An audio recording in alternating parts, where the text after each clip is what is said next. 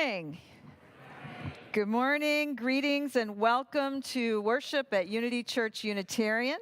I'm Reverend Kathleen Rolenz, and I have the privilege of serving as your interim senior minister. I am sharing today's worship with Russel Balenger and with Unity Singers. And we're going to get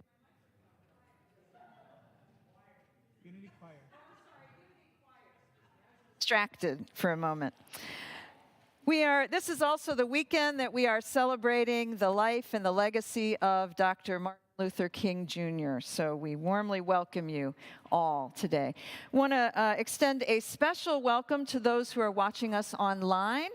I'm waving at the camera. We're delighted to have you join us this morning. If you are a visitor or guest, we encourage you to fill out the visitor card in your pew, or if you're watching us online, you can find that card on our website. Just a few things. The parish hall is still closed. We're working on getting that up and running, but do join us for coffee hour in the center room after today's service. There are a couple of things for you to take note of in your insert or on the website. There's a Wellspring Wednesday that's coming up, which will feature our artist in residence. Saturday, January 28th, is a workshop with Team Dynamics, and also Friday and Saturday, February 3rd and 4th, something called the Congregational Life Review. You can find out more about that in your bulletin insert. And for those of you who are visitors or guests, we invite you to join us at the Finding Yourself at Unity conversation held upstairs in the Gannett Room. That is a 50-minute conversation about, this week it's about our pastoral care and congregational care ministries. We want to remember that Unity Church was built on the homelands of the Dakota and Ojibwe Nations, and that we honor with gratitude the people who have stewarded the land throughout the generations and their ongoing contributions to the region. So it is so good to be with you all this day, this morning, this weekend. And we begin our worship now with the ringing of the bell.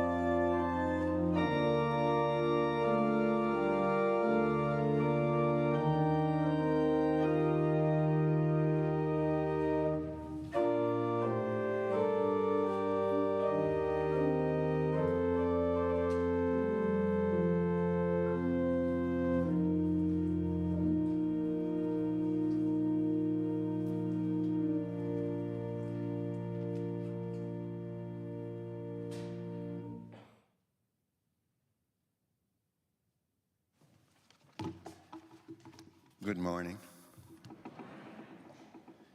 We are called together by these words from Audre Lorde.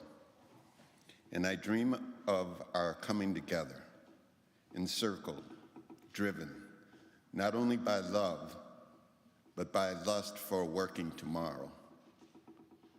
The flights of this journey are mapless, uncertain, and necessary as water. Come, let us worship together. We light this chalice as a symbol of our faith. By its light, may our vision be illumined. By its warmth, may our friendship be encouraged. And by its flame, may our yearnings for peace, justice, and the life of the Spirit be kindled.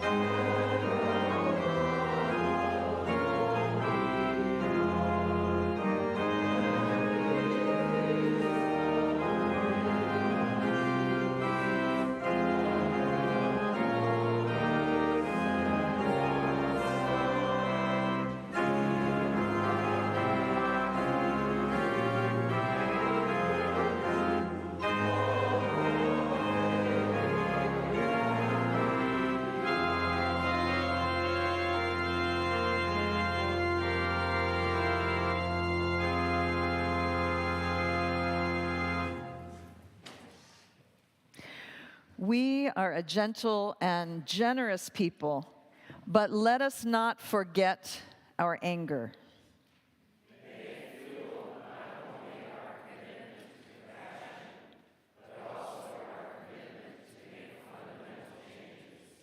Our vision of the beloved community must stand against a vision that would allow the privilege of the few to be accepted as just and even holy. Our religious vision must again and ask, who is my neighbor, and strive always to include more and more of us. As we intone the words that give birth to this nation, we, the people, we are and we should be both a gentle and angry people.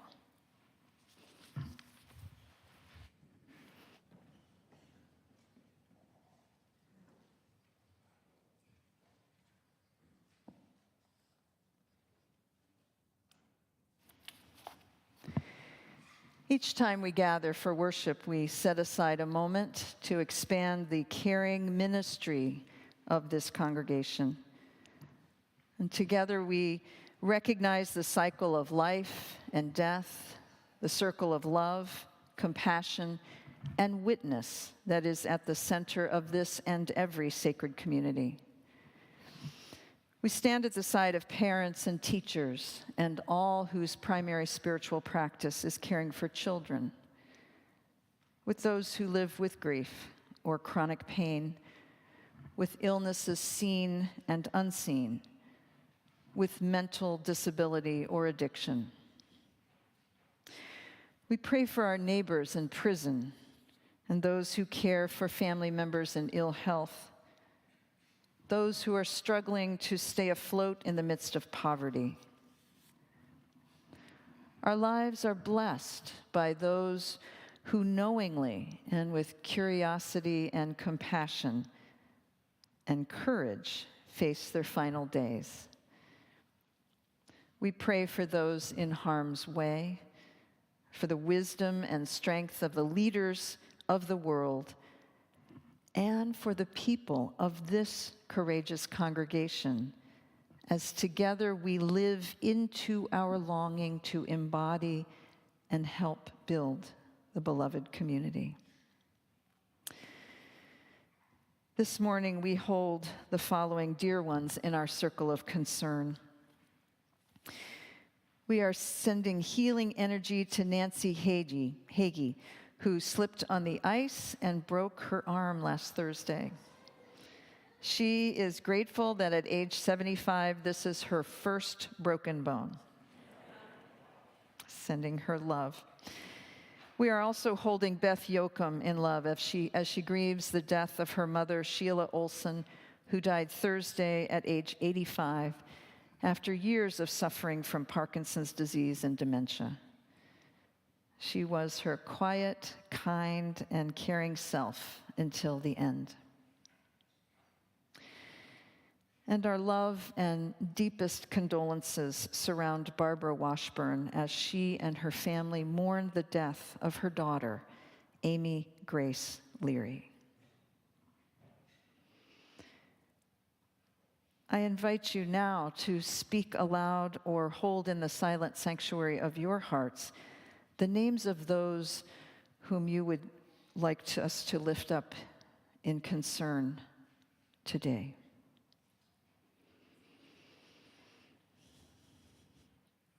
Tita and Jan. Isaac's family.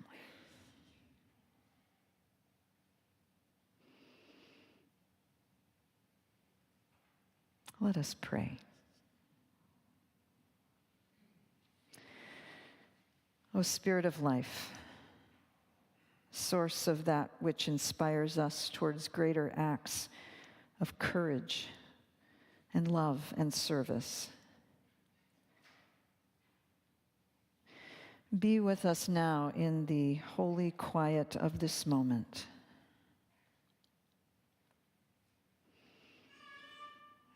We gather this weekend to remember Dr. Martin Luther King, Jr.,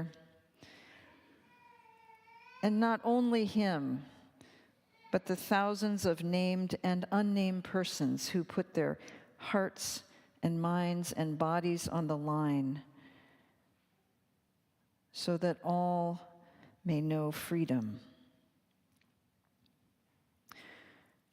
Our hearts today remain on the edge of hopeful as we strive in ways great and small to make real the vision of beloved community, knowing that the task is very large. The work is never done. The resistance is often fierce. And our resolve may waver or falter under the enormity of the charge. Yet, as Dr. King reminds us, we are also bound together in this invisible network of mutuality, of support, of kinship. It is by our commitment to justice for all and to one another, with and for one another, that we are blessed with strength beyond our knowing, with hope beyond all reason, where wounds are healed, divisions repaired, where all beings may thrive. O thou Spirit of life, when our dreams dissolve into bleak awakenings, give us to dream braver dreams. What we see when our vision is clearest, help us to follow when the path grows dim. Lift our eyes to that mountaintop.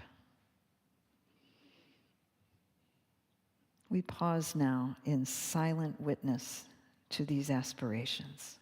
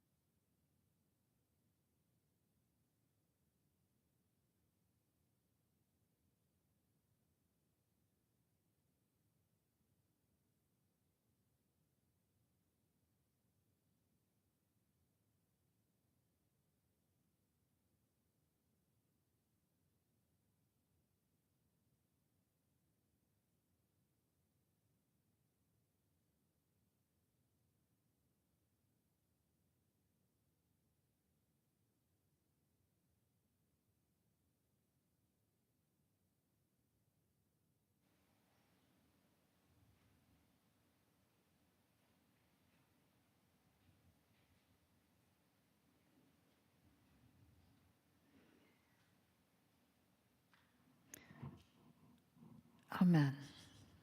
And may it be so.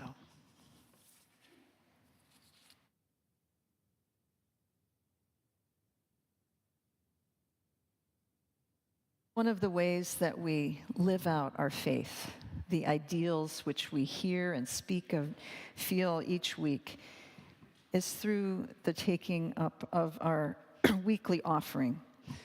Because your support of the church is an expression of the promises we make to each other and to the world. Today, the larger portion of our offering will be shared with Before Racism.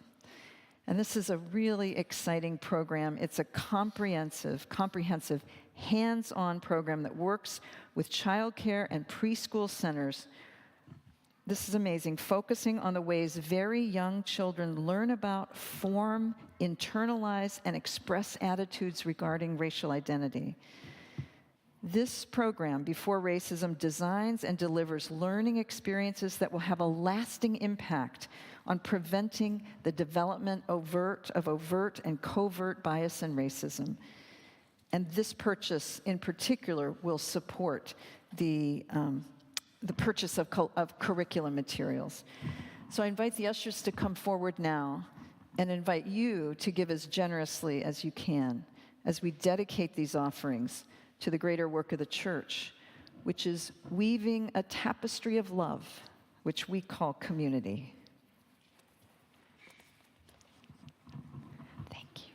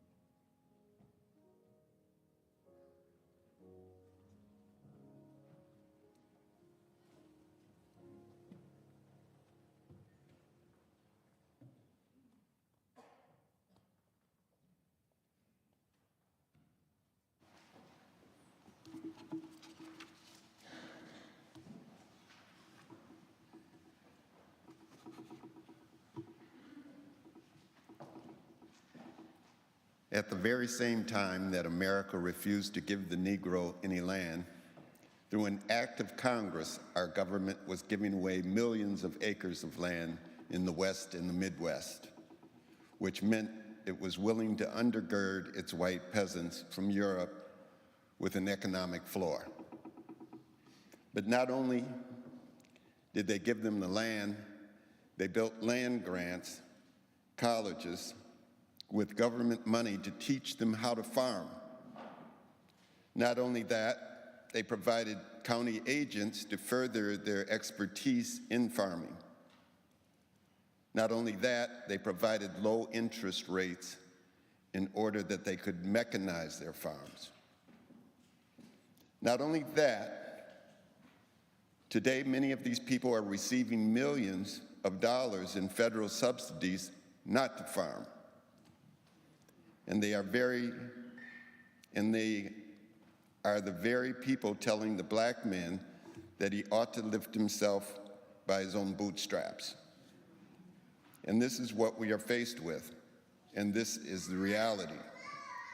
It is obvious today that America has defaulted on this promissory note insofar as her citizens of color are concerned. Instead of honoring this sacred obligation, America has given the Negro people a bad check, a check which has come back marked insufficient funds. But we refuse to believe that the Bank of Justice is bankrupt. Now, when we come to Washington in this campaign, we are coming to get our check.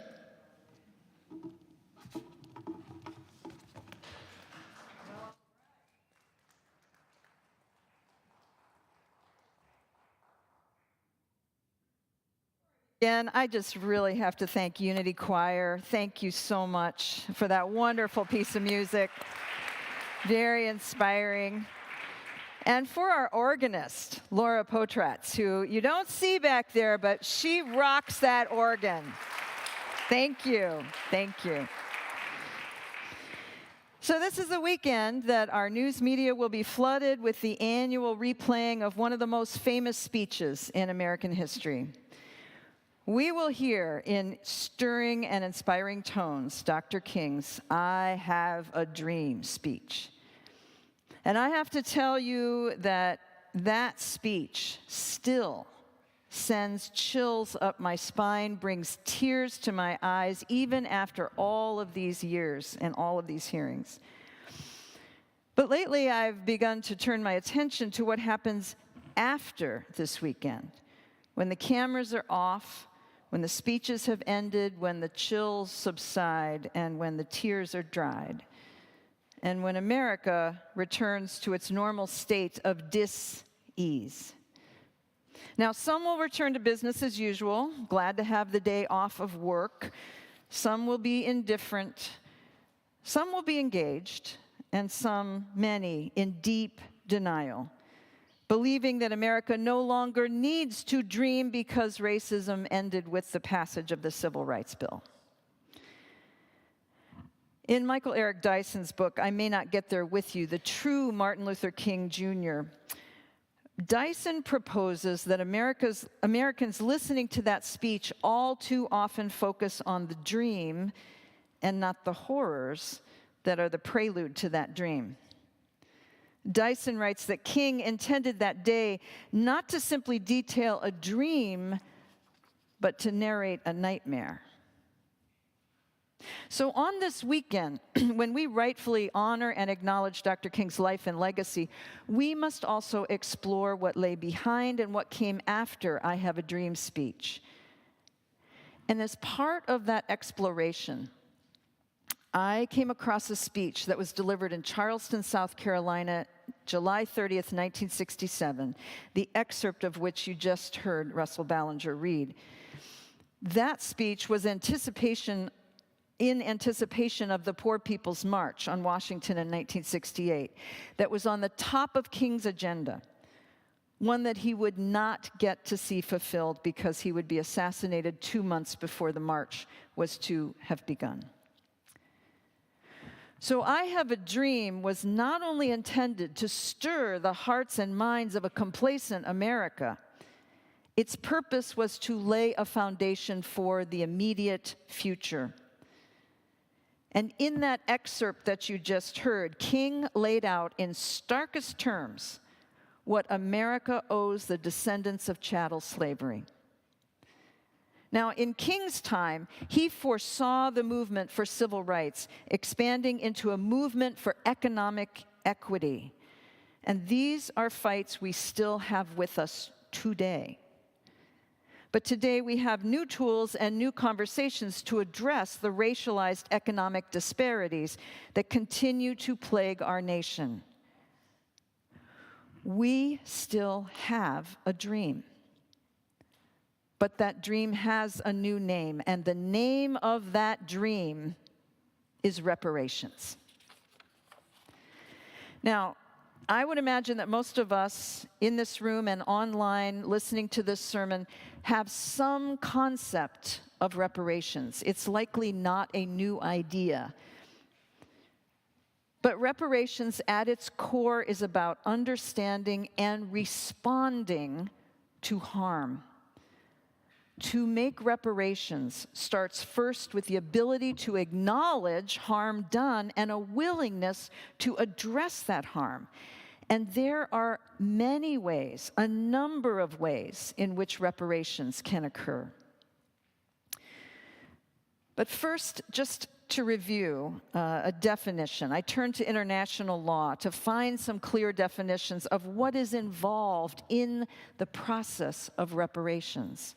And there are 5 areas of possible remedy in a reparations process. One is restitution, to restore a person or people to an original status. Second, rehabilitation, to address the physical and mental injuries inflicted upon a person or people.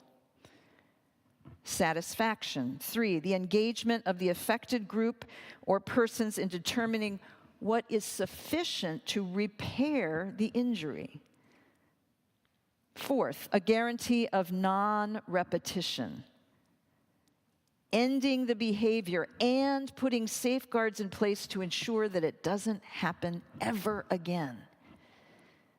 And finally, compensation, to provide economic recompense for the value of exploited labor and materials. So, there are a lot of familiar questions that have arisen over the years when the subject of reparations is raised for discussion in classrooms, in churches, in the halls of politics. So let's take on just a couple of them. First, why single out African Americans when other groups have suffered great harm at the hands of the United States, policies and practices? Well, one response is that one size of reparations does not fit all. And I want to acknowledge America has had some precedent for reparations. Reparations were made to Japanese Americans interned during World War II, and to people of color in some communities and in various cities who survived police abuses. But not all of these reparations processes can be considered successful or even completed. For example, I didn't quite know this, but after the Second World War, Congress created the Indian Claims Commission to pay compensation to any federally recognized tribes for land that had been seized by the United States. It is a study in disaster and paternalism.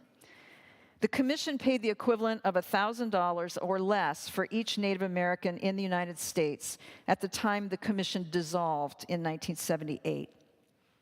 It was indeed very paternalistic and did not take into account that the theft of land and forced removal from the land required not just monetary restorative justice, but restoration of their relationship with land and with land itself.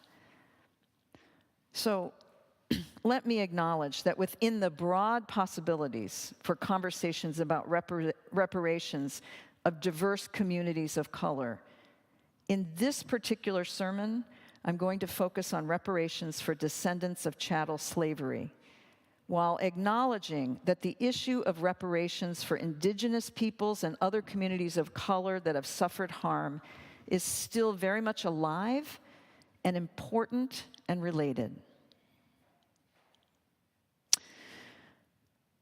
So in 1967, when Dr. King proposed reparations prior to his Poor People's Campaign, his remarks were buried in the more palatable rhetoric of other speeches. In 1989, when Representative John Conyers first introduced House Bill 40 to create a commission to study reparations, it was soundly ignored, even though he reintroduced that bill year after year after year. In 2014, when Ta-Nehisi Coates wrote The Case for Reparations for The Atlantic magazine, he said his main objective was so that people would not laugh at the concept of reparations. So there is some good news here that as of 2021, there were 196 co-sponsors of the federal House Bill 40 Commission to Study and Develop Reparation Proposals for African Americans Act. I might add, those were 196 persons of one party. When passed, the commission would identify first the role of the federal and state governments in supporting the institution of slavery. 2, forms of discrimination in the public and private sectors against freed slaves and their descendants. And 3, it would study the lingering negative effects of slavery on living African Americans and society. So for the moment, that's where this proposal remains. Always proposed, recently out of committee and waiting on a vote on the floor. So despite the Democratic Party's control of the House in the last Congress, we hear on both sides of the aisle, mostly, the same arguments against reparations that come up again and again in the current Congress, in subsequent Congresses, in the public opinion. So let's look at some of those arguments for a moment. The first one, reparations would be expensive and difficult to implement. That's true. It's true. Recent estimates cite that the cost to the U.S. government to implement appropriate reparations would be between $10 and $12 trillion. Roughly $800,000 for each eligible black household. Another study cites a number as high as $19 trillion, taking into account the amount of free and involuntary labor derived from millions of enslaved labor dating back to the United States' inception. Yet, I mean, that's a lot. Sure.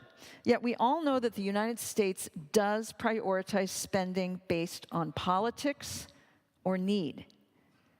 Since 9/11, the U.S. has spent over $21 trillion on foreign and domestic militarization. The United States found money to support businesses and churches throughout the pandemic, monies many of us welcomed and needed. And furthermore, I would argue there are financially viable models already proposed by how this could be implemented. Financial payouts could be divided between individual recipients and endowments created to develop the economic strength of the Black community. And there are plenty of models of reparation from other countries that could be studied. Reparations made to the Holocaust survivors in Germany or victims of human rights abuses under apartheid in South Africa. This is not rocket science. It's probably less complicated and expensive than sending human beings into space, frankly. So let's look at the second argument. that reparations would further divide the country along race lines. Now, this argument has been spoken by such voices as Representative Tom McClintock of California, who blasted H.R. 40 as a divisive attempt to set neighbor against neighbor, American against American, solely on the basis of their race. You say this is healing, he says. It's precisely the opposite. It's designed to reach into the dead past, revive its conflicts, and then reproduce them in our age. I think all Americans of goodwill, regardless of their race, have had enough of this nonsense. So please stop. It's tearing our country apart. End quote. Candidate for Georgia's U.S. Senate, Herschel Walker, also opposes reparations along the same lines. He says, we use black power to create white guilt. I feel it continues to let us know that we're still African American rather than just American. Reparation or atonement is outside the teachings of Jesus Christ.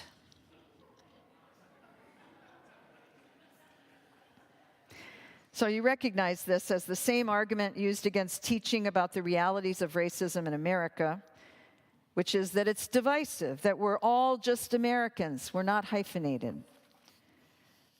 Well, I don't agree with Mr. McClintock or Mr. Walker, but rather with Coates when he writes, quote, an America that asks what it owes its most vulnerable citizens is improved and humane.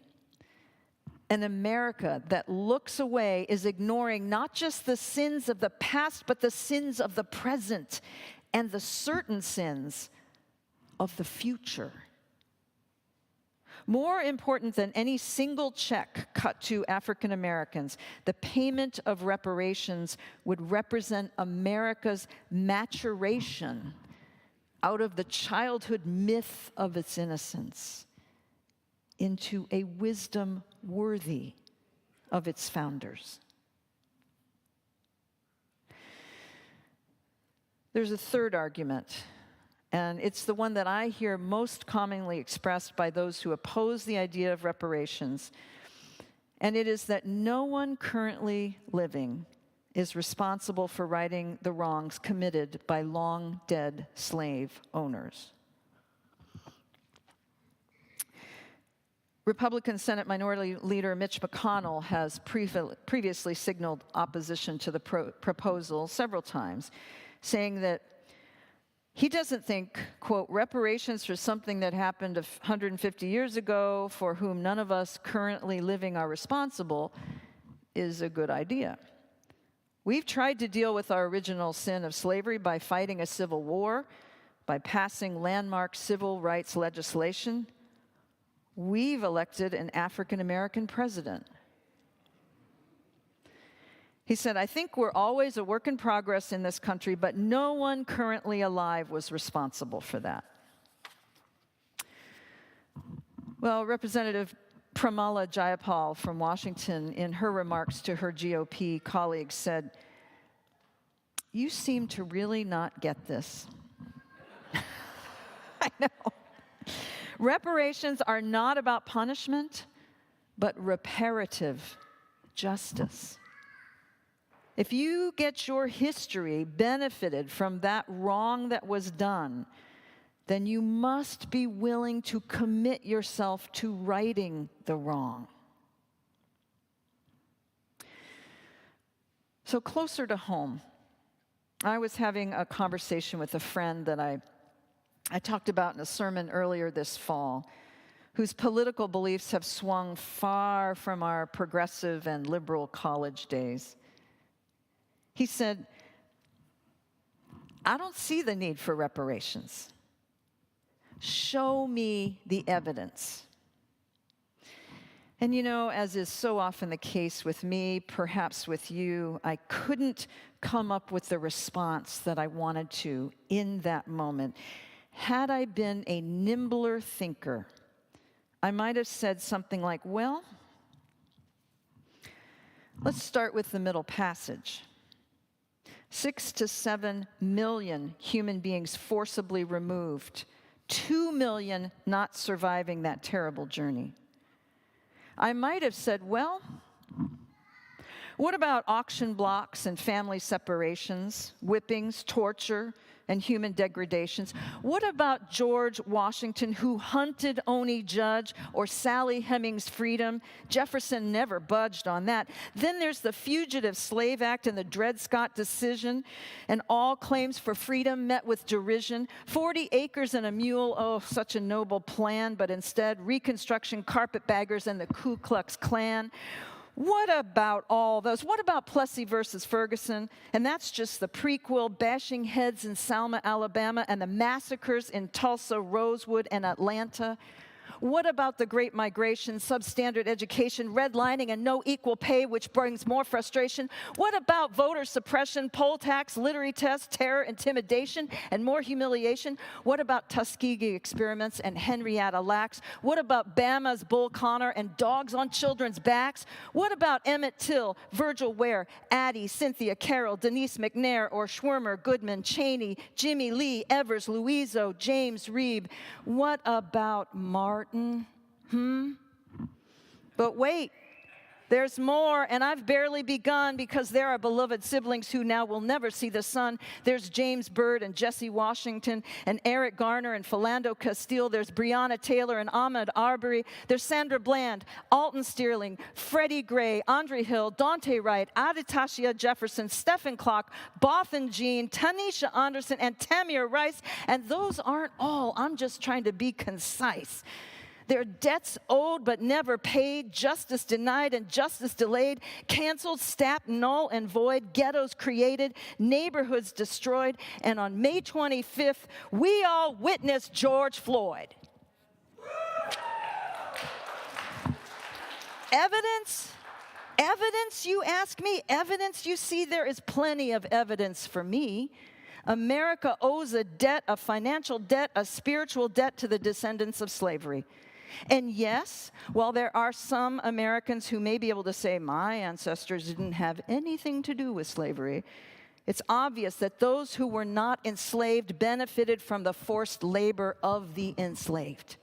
The clothes we wear, the food we eat, the water we drink, the transportation we use, all of it then, even today, is based on an economic system of exploitation.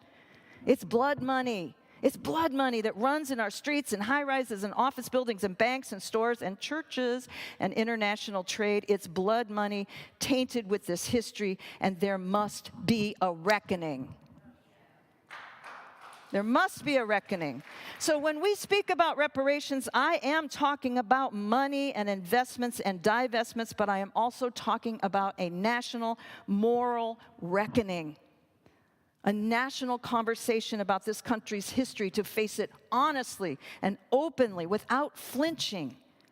For white Americans to feel the feelings of shame and guilt and grief and loss and disgust and despair and hope, and to come through this as part of our journey towards wholeness. You know, it's not unlike that creepy feeling you get when you know you have done somebody wrong and you keep avoiding them, but then when they finally confront you with the truth, you feel, don't you feel a little bit of relief? Maybe you're a little embarrassed, but you feel relief. You don't have to carry that shame and blame anymore. Our country could be made whole. So let me be clear. I'm not so naive as to believe that a national conversation would eradicate racism or white supremacy, but it could be the beginning of the great turning of reparative justice, a new era of reparative justice. Coates said it best when he wrote, reparations, by which I mean the full acceptance of our collective biography and its consequences, is the price we must pay to see ourselves squarely. And he says, what I'm talking about is more than recompense for past injustices, more than a handout, a payoff, hush money, or a reluctant bribe. What I'm talking about is a national reckoning that would lead to spiritual renewal. So this is big. I know, it's overwhelming to contemplate. That's why the phrase, think global, act local, still resonates with me. And that's why I'm encouraged that while HB 40 is stuck on the House floor in Washington, D.C. for probably a couple more years, there are communities around this country who are making significant inroads into reparations. And one of those communities is right here in St. Paul, Minnesota. So I want to commend our City Council and Unity Church member Jane Prince for her tireless work on getting the ordinance to create a commission to study reparations. And I want to shout out another Unity Church member and worship associate, Russel Balenger, who's been part of this process. So I'm going to invite Russell to come forward now and talk just briefly about what's happened in City Council, and then share a personal story about reparations. Russell, thank you.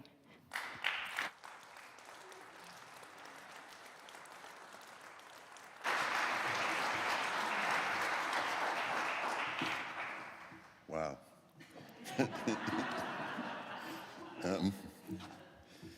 In July of 2021,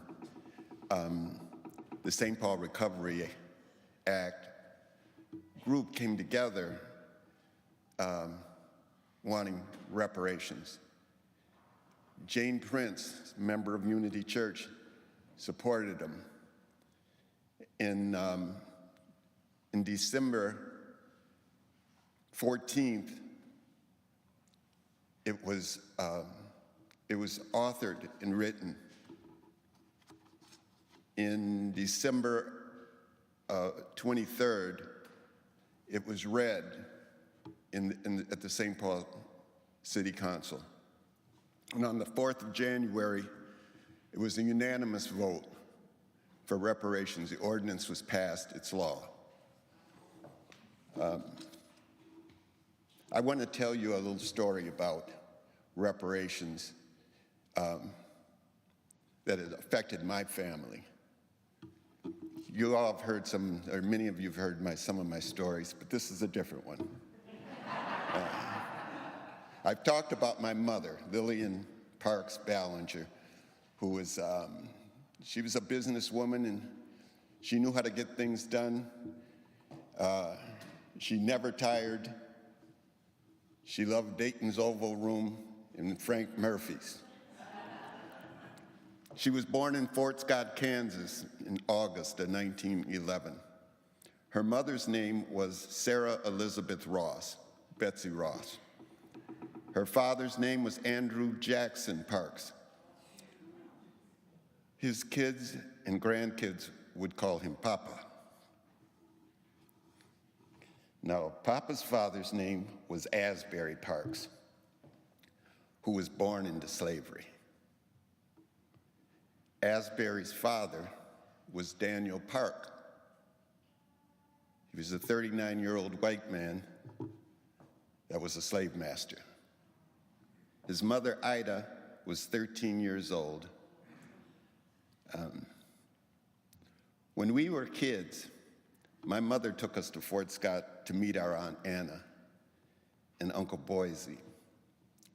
We visited a home that had the grave markers in the back. One side were the deceased white landowner, the other side were the Parks. My grandmother, some aunties and uncles worked for that family. Uncle Clem would tell me after my mother's death that she could not work there because she was known to say things like, "I will dress like those women and travel like them." Dangerous statements like those could be the downfall of the whole family.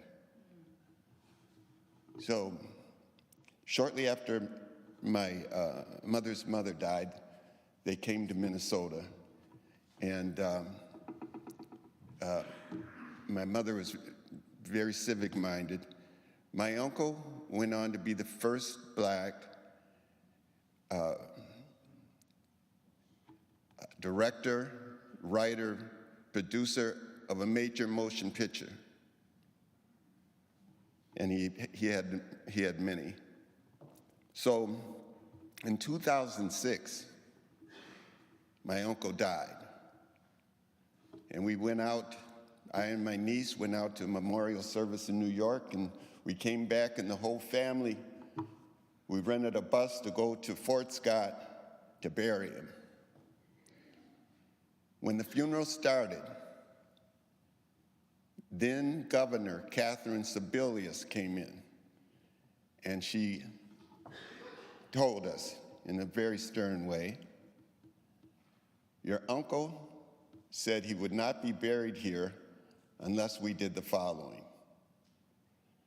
There had to be a new cemetery for our family to begin. The wing of the hospital would be named after my grandparents.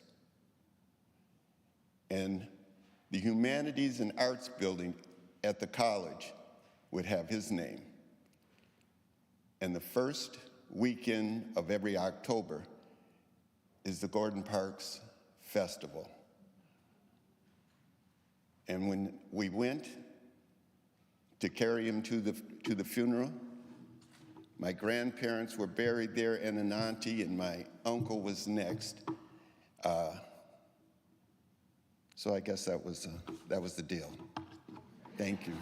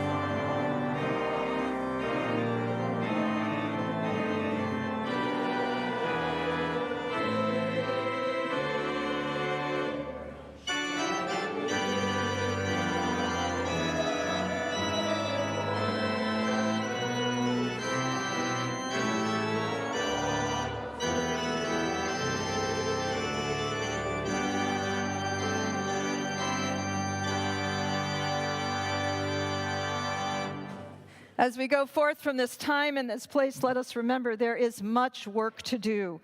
When we can truly celebrate the diversity of contributions and talents offered by all people, when we actually overcome racism, white supremacy, and oppression, when we can truly extend our hands to one another in loving acceptance, let us join together in that commitment to overcome this day and all days. Go forth in peace, go forth and be peace.